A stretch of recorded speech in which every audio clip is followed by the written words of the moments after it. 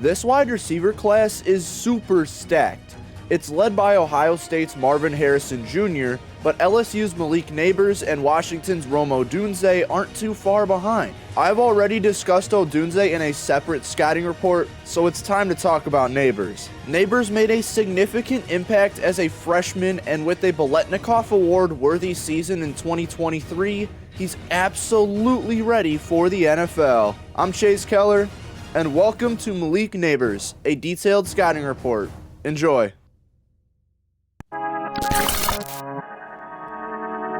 Before we get into the film, let's talk about his career up to this point. A composite 4-star recruit out of Youngsville, Louisiana, he originally committed to Mississippi State. Yet, on December 16, 2020, he decided to flip his commitment over to LSU. His freshman year was a great start as he saw his volume increase week by week en route to 400 yards and 4 touchdowns. His sophomore year was a nice jump as he went for 854 yards and 2 touchdowns on 63 catches in the regular season. He put himself on the map in the Citrus Bowl though, as he caught 9 passes for 163 yards and a touchdown against Purdue. Then, his junior year came around, and he showed everyone that he is elite. 89 receptions, 1,569 receiving yards, and 14 touchdowns. Some people believe he was snubbed of the Biletnikoff Award, and while I won't chime in my opinion on that, he was 100% worthy of the award for just the season he had. But that tells us what he did statistically.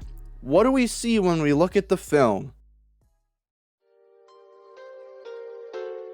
There are a couple of ways I could kick off this list of strengths, but I'm going to start with his route running abilities. He's got this twitch in his game going vertically where he can start and stop at very quick speeds and punish DBs with deception and crispiness.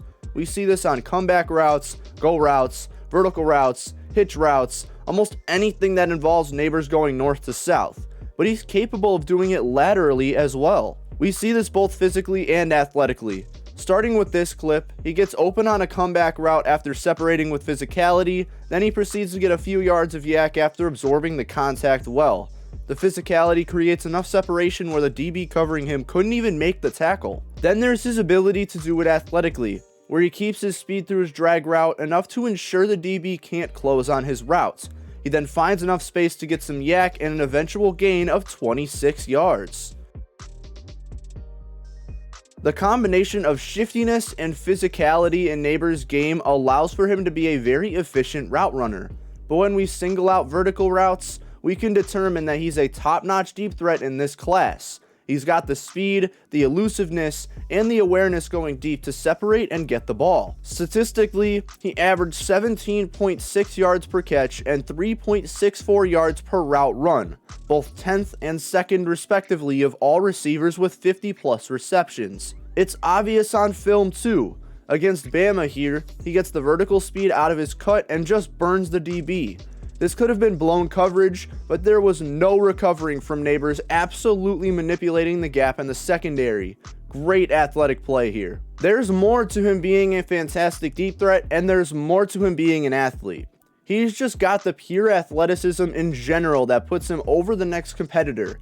He's got deep speed, he's got shiftiness as mentioned before, he's got explosiveness out of his breaks. There's so many athletic traits that Nabers holds. On this route, he's able to cut inside and separate using his great explosiveness. Daniels, being the quarterback prospect he is, can't read down the middle and doesn't hit wide open Nabers. He creates a bunch of separation purely because he exploded out of his route so well. But the athleticism isn't only on showcase when discussing his route running and deep threat ability. It also translates to very good yak play at times. Using his explosiveness and elusiveness in the open field, he's able to create himself and gain great yardage on his athleticism alone. He shows nice athleticism on this touch pass that he almost scored on, receiving the ball, bouncing outside and off a tackler in the process, and shoots downhill to gain a lot of yardage. He outran a couple guys on this play, and if he scored, it would have been his sole touchdown of the game. I will say that his yak production is a bit inconsistent, which is due to his vision in the open field being just okay, but he's able to make productive plays after the catch, and that's what I like to see. And to end the athleticism section, he also shows very good acceleration after his route breaks going vertically, which contributes to that deep threat idea from earlier. He's got the twitch to create separation, he's got the explosiveness to burst out of his break, and the deep acceleration to stay separated from the DB. Now that we got athleticism out of the way, let's completely flip the script and talk about his efficiency in contested catch situations and making catches through contact. He's not only a deep threat, but he's a reliable receiver that can act as a panic button for quarterbacks if needed. This translates very well to touchdown production in the NFL, and it's one of the traits that I think is underappreciated in wide receiver prospects. Here's an example of catching through contact. He's up against one of the best and most physical corners in college football in Kool-Aid McKinstry, and with Daniels under heavy pressure, he slings it to Nabers, who uses his great concentration and ability to catch through contact to haul in this pass. And honestly, his ability to make contested catches doesn't particularly mean he can use catch radius and physicality to make 50-50 catches. It's more his concentration and ball tracking skills that allow for him to make catches in tight coverage. This ball was beautifully placed by Daniels, but down the sideline, he's able to stay aware and concentrate on this catch, making it through smothered coverage. This throw is insane, and I'll give that more credit, but don't sleep on this catch either. And here's an example that didn't count because he was just barely out of bounds. He was able to concentrate on this ball and use that to haul it in through tight coverage. If this was inbounds, it would have been one of the best catches of the college football season. Now let's mix the two previous sections. Using both his athleticism and physicality, his release package is elite at times. He has a wide set of releases used in his game that he can use to get an extra step on DBs going both laterally and vertically. This catch is just insane. Great release off the line against Eli Ricks, gets that extra step advantage on him, and leaps up to make a great body control catch. His catch radius is kinda mediocre, I won't lie, but watching this game first made me believe differently. But we're talking about releases right now. At its best, this release package is fantastic. I do have one minor problem with it though. Some of these releases run on for too long, and when he can't get separation as a first read, he messes up the rest of the play. But I wouldn't call this a major issue when he can create space off of releases very well. And finally, to end this positive section, I want to briefly mention his upside in the NFL. My grade for him isn't as great as Marvin Harrison Jr.'s is, but everyone knows he will be a stud in the league.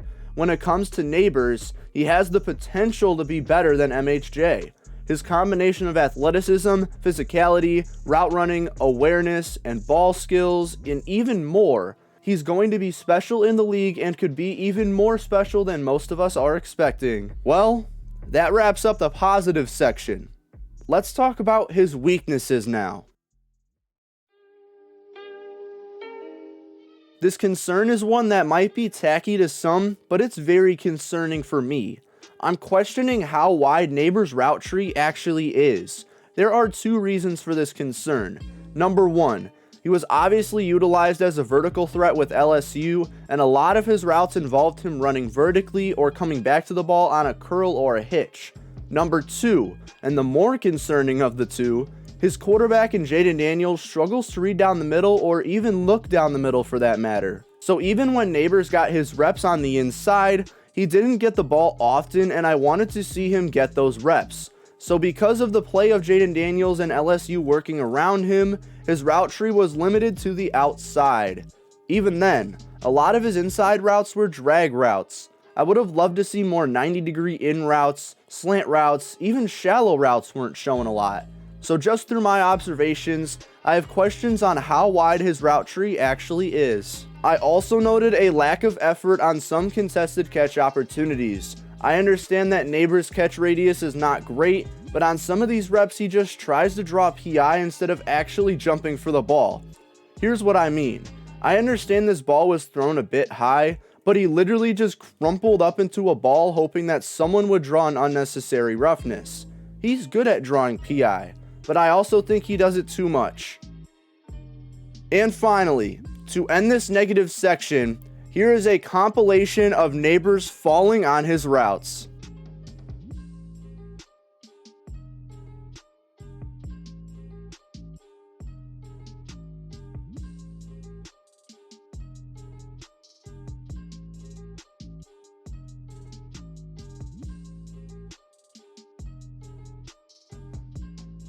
Thank you. Well, that ends the film portion of my Malik Nabers scouting report.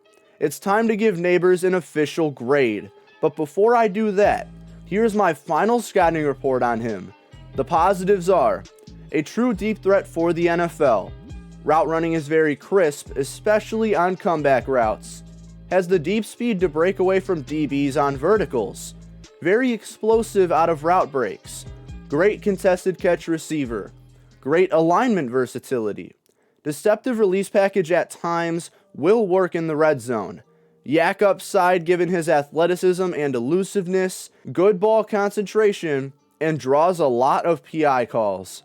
And the negatives are route tree concerns given his utilization at LSU. Lack of effort on some contested catches, just looks to draw PI. Yak production was inconsistent. Falls on a concerning amount of routes. And catch radius is mediocre. Nabers deserves a high grade.